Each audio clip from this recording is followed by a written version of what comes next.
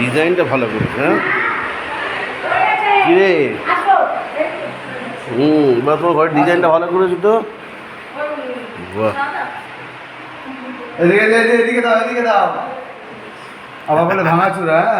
এটাই তো মজা, ভালোই লাগছে। হ্যাঁ হ্যাঁ বাহ, এটা আগের বার ছিল আমি যখন এসেছিলাম।